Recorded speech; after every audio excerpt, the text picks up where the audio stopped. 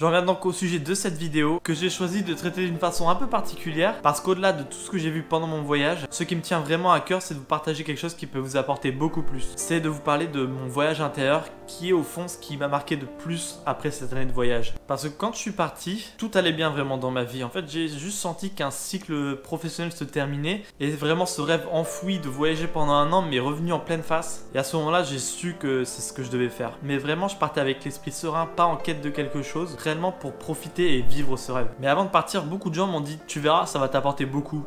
Ça me donnait un peu l'impression d'une phrase bateau lancée comme ça et moi je répondais oui oui c'est sûr, alors qu'au fond je savais pas vraiment ce que ça voulait dire et les gens ne savaient pas vraiment me l'expliquer non plus. Moi j'avais vraiment juste envie d'aventure et de découverte et je sentais que mes congés payés n'arrivaient plus à éponger cette soif, vraiment il m'en fallait plus. Et finalement je dois vous dire que pendant ce voyage j'ai compris et c'est pour ça que je me suis dit que c'était vraiment la meilleure chose que je puisse vous partager. Après ce dont je vais vous parler ce sont des déclics personnels et je pense qu'il faut vivre des expériences significatives pour les avoir. Mais je pense que c'est déjà un bon début si j'arrive à planter une graine dans l'esprit des gens qui ont déjà une idée à la tête et de vous inciter à faire un pas de plus vers ce déclic et d'écouter cette petite voix qu'on a tous en nous et qui sait exactement ce dont on a envie de faire mais que finalement notre tête la bloque en disant bah en fait non c'est trop compliqué ou même pas possible. Et si ce que je vais vous dire trouve un écho en vous, alors je pense que j'aurais réussi un peu dans ma mission d'aider un peu mon entourage à vivre la vie qui vous est destinée et d'avoir une influence positive sur vous.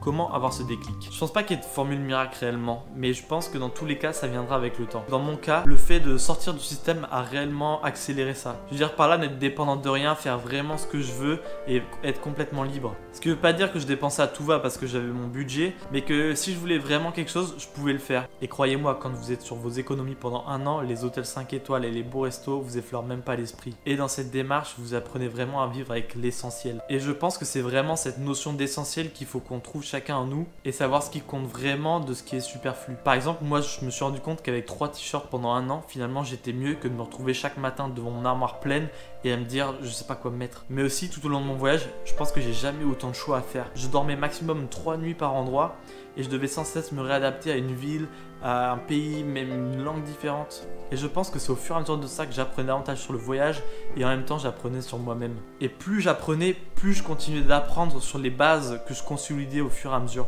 Et c'est un peu comme si mon voyage intérieur me suivait au travers de mon itinéraire. Parce qu'à chaque décision qu'on prend, il y a un résultat qui se produit, des sensations et des sentiments. Est-ce qu'on se sent bien, heureux, malheureux, déçu? Et finalement c'est tout ce process qui va faire qu'à la fin on sait davantage ce qu'on veut. Et je pense que ce genre de processus nous permet ensuite de découvrir au fur et à mesure ce dont on a envie réellement. Mais au-delà de ça, c'est comme j'avais pas à travailler pour payer un crédit, des loyers, des charges, etc.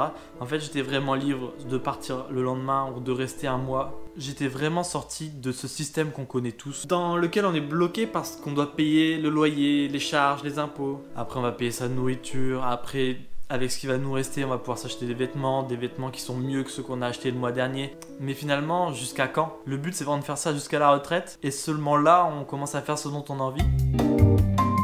Mon développement personnel, partie 1. Je pense qu'avant tout, ce voyage m'a ouvert les yeux sur le système dans lequel on vit. Où l'école nous apprend finalement à avoir un travail, mais ne participe pas réellement à notre épanouissement ou à notre développement personnel. On est finalement contraint de faire seulement ce qu'on nous impose. Un peu nous préparer au pire, pour qu'une fois dans le monde du travail, on ait l'impression de faire ce qu'on aime. Parce que finalement, à l'école, tu travailles plus, avec plus de pression, et t'es pas payé et t'as pas de récompense non plus. C'est pour ça que moi je dis que cette année, pour moi, c'était vraiment l'école de la vie. Voir au-delà de ce que le système et la société nous proposent, et essayer de comprendre davantage comment ça fonctionne, pour moi, après, déterminer plus facilement comment je veux vivre là-dedans. Et cette expérience m'a aussi ouvert les yeux sur des objectifs qui ont vraiment du sens. Parce qu'après avoir fini mes études, j'ai trouvé un travail qui me plaisait.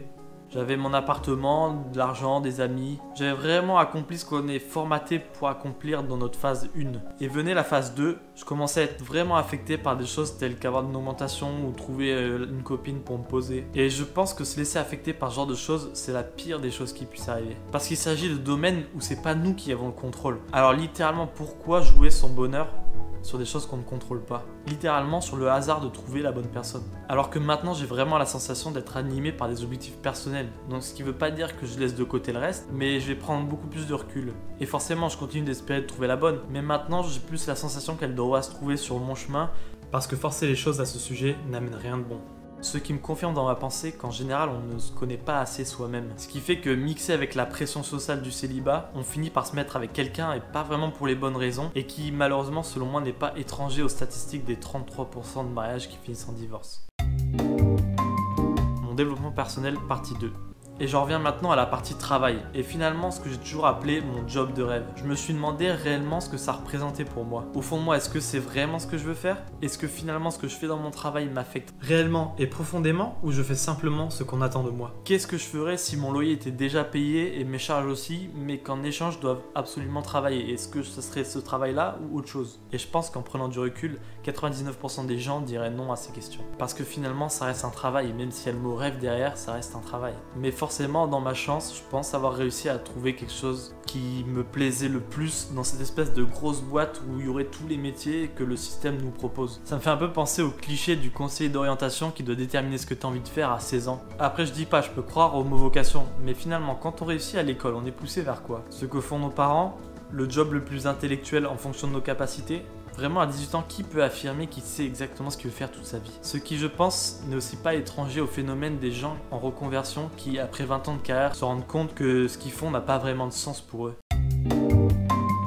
L'importance des projets personnels. Et oui, je vous vois venir, et c'est vrai que c'est facile de critiquer le système et que je n'apporte rien. Et heureusement que le système est là, et l'école d'ailleurs, parce que tout ça nous apporte une sécurité. Mais aujourd'hui, à l'ère de l'information, avec toutes les possibilités qu'on a, je pense que c'est dangereux de se contenter de cette sécurité. Je veux juste insister sur le fait, pour moi, que c'est important de suivre des projets qui nous tiennent vraiment à cœur. Après, que ce soit dans le cadre professionnel ou personnel, peu importe, mais ne pas se contenter du minimum. Que gagner de l'argent soit guidé par un projet personnel plus fort, et ne pas se contenter de cette fameuse routine. Cette routine qui est un peu l'ennemi du temps et qui nous entraîne année après année vers cette crise de la quarantaine. Qui correspond un peu au jour où tu prends du recul sur ta vie et tu te dis bon, c'est bien, j'ai toujours vécu confortablement, mais finalement j'ai rien accompli qui donne vraiment du sens à ma vie. Et au mieux, à ce moment-là, tu te mets à dépenser ton argent en pensant un peu moins aux conséquences et vraiment à te faire plaisir, ou au pire tu tombes vraiment dans la dépression. Pour moi, ce tour du monde c'est vraiment pas une finalité, je le visualise plus comme une pièce d'un puzzle que je viens à peine de commencer et que je dois compléter tout au long de ma vie, qui me permettra d'atteindre cette potentielle finalité, ou même pas d'ailleurs. Là j'ai réalisé un de mes rêves, mais finalement ça débouche sur beaucoup d'autres, dont certains dont je n'ai pas du tout conscience actuellement. Donc en ce moment je suis en train d'essayer de définir justement cette deuxième pièce du puzzle, parce que mettre cette première pièce, ça m'a finalement donné pas mal d'idées, pas mal d'inspiration, parce qu'après avoir sauté le pas une fois, maintenant je suis convaincu que je peux tout accomplir avec un peu de réflexion et beaucoup de détermination. Et croyez-moi, cette détermination, quand vous avez un réel objectif, vous la trouverez. Et c'est à ce moment-là que les problèmes ne seront plus que des obstacles à franchir. Et comme le dit l'expression, la vie mettra des pierres sur ton chemin, à toi de choisir si tu en fais un mur ou un pont. Et maintenant j'ai l'impression de savoir ce qui compte vraiment pour moi, que l'argent ne doit plus être mon moteur, parce que finalement on va toujours vouloir gagner plus pour s'acheter plus de choses. Mais finalement, est-ce que ces choses nous rendent vraiment heureux? Est-ce que vous savez combien vous avez besoin d'argent pour être heureux et épanoui? Est-ce qu'avoir une voiture plus chère, des vêtements de luxe, cramer un maximum de thunes sur les quelques semaines de libre que vous avez dans l'année, est-ce que c'est ce qui vous rend vraiment heureux? Je pense pouvoir dire avec certitude que non. Alors oui, je vais pas le nier, ça fait plaisir, mais finalement ça reste un plaisir éphémère, puisque une fois passé à la caisse, le lendemain on a déjà envie de passer à l'étape supérieure. Mais le pire, c'est que c'est normal d'être comme ça parce que la société est faite ainsi. Après, je vous vois dire aussi que l'argent ne pousse pas dans les arbres, et vous avez bien raison. Mais je parle simplement d'avoir des objectifs. Quel est le tien? Est-ce que tu sais combien de temps ou combien d'argent tu as besoin pour l'accomplir? Peut-être même que cet objectif, c'est une façon de gagner de l'argent. Et donc déjà, si tu sais pas répondre à ces questions, c'est que ta question n'est pas légitime. Parce que si tu as un réel objectif, tu trouveras les solutions et pas les problèmes. Et tu pourras vivre ta vie en étant fier de travailler dur, en étant guidé par quelque chose, et arrêter de vivre un peu ta vie par procuration comme on le fait souvent au travers des réseaux sociaux.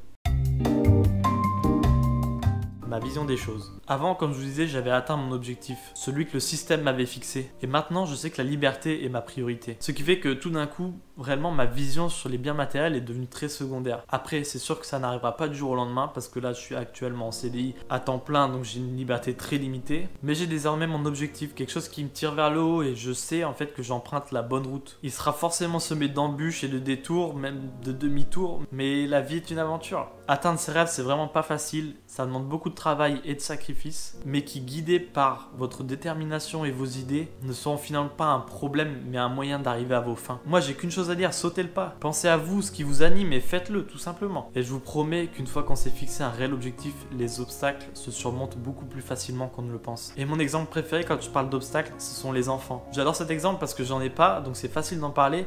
Et maintenant, au fur et à mesure d'en parler aux gens, je sais que le jour où j'aurai des enfants, je ne pourrai jamais abandonner mes projets en prétextant que c'est trop compliqué avec eux. Et d'une certaine façon, ça me poussera toujours à me remettre en question. Pourquoi vos enfants seraient réellement un frein? Pourquoi les enfants ne pourraient pas être intégrés au rêve directement? C'est sûr, c'est plus compliqué à manœuvrer, ça demande plus de préparation, de réflexion, mais finalement les enfants c'est ceux qui vont s'adapter le plus facilement à votre nouveau contexte. Un petit exemple, c'est que j'ai rencontré une famille au Pérou qui voyageait depuis 3 ans et ils avaient un fils de 4 ans et une fille de 6 mois. Et donc eux, à votre avis, est-ce qu'ils trouvent plus des obstacles ou des moyens de les contourner ces obstacles? Et finalement, est-ce que c'est pas la meilleure éducation de montrer qu'on peut vivre nos rêves? Et si t'as pas d'enfant, franchement, quel peut être un plus gros frein que ça? Et si vos rêves vous semblent trop loin ou inaccessibles, c'est pas un problème non plus. Réfléchissez au chemin à parcourir pour l'atteindre et commencez par de petites actions pour y aller étape par étape. Il n'y a vraiment pas d'objectif trop ou pas assez ambitieux. Tout le monde a son Everest et c'est important d'essayer de le trouver. Et surtout, il n'y a pas besoin d'être le meilleur pour être le plus heureux. Et il faut arrêter de regarder toujours à droite à gauche parce qu'il y aura toujours meilleur que nous. Donc il faut se concentrer sur nous avant tout. Vous pouvez aussi vous poser la question, quelle est la dernière fois que j'ai fait quelque chose pour la première fois? Ou faites enfin la chose qui vous donne envie depuis longtemps. Ou la chose que vous dites chaque année au nouvel an. Et au fur et à mesure, vous allez mettre en place et réussir des projets qui vous tiennent à cœur et vous allez prendre confiance en vous. Parce que je vous promets qu'une fois que vous aurez un objectif personnel et que vous voulez vraiment l'atteindre, vous y arriverez. Vous n'aviez peut-être pas la meilleure moyenne en 6ème B, mais la différence c'est qu'aujourd'hui vous avez une détermination que vous n'avez jamais connue auparavant et que vous êtes vraiment libre de votre destin. Alors ne vous fixez pas de limites. Et ça, je pense que c'est la plus grande force à exploiter. Mais que malheureusement on ne sait pas vraiment comment la chercher. Et que finalement le système scolaire nous a bien aidé à l'enterrer le plus profond possible. Alors pour aller la chercher, il faut creuser et être déterminé. La première étape peut même être de me parler de votre projet, quel qu'il soit, et on en discute. De faire votre bucket list ou de la liste des choses que vous voulez faire avant de mourir. Ou des choses que vous voulez faire avant vos 30, avant vos 40 ou 50 ans. Ou même des choses que vous n'avez jamais fait et que vous regrettez maintenant. Écrivez quelque part vos objectifs et vous aurez déjà 40% de chances de plus de les réaliser. Ou même parlez-en autour de vous. Et tout cela aura comme objectif de concrétiser un peu plus vos projets. Mais surtout, attention à qui vous allez en parler, parce que si vous en parlez à quelqu'un qui n'a jamais rien fait de sa vie, il va juste vous communiquer ses peurs et vous tirer vers le bas avec lui. Alors croyez en vous. Vous pouvez même vous dire quel serait votre souhait si un génie apparaissait et qui vous donnait un vœu.